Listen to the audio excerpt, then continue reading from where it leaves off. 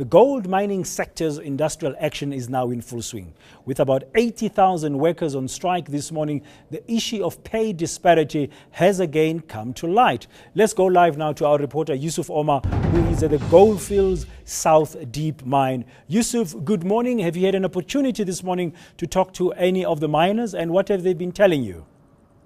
Good morning. Yes, I very briefly did. We were actually at the mine site. We were in the reception, and I had a good chat with some of the guys who were protesting. They were toy-toying. It was a small group. It was about 20 or so, and it wasn't long before we were picked up by security and moved right out to where we are now on the perimeters. Security has been significantly beefed up for what is looking to be one of the country's biggest strikes, if not one of the country's most costly strikes.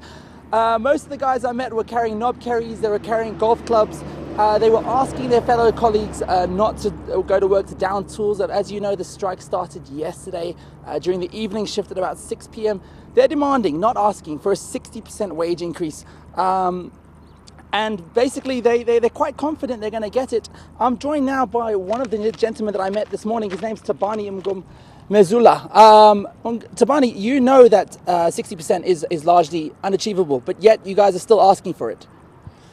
It's important for us to ask for it because the mining industry have been exploiting us for many years. We will bargain, but management has to offer something.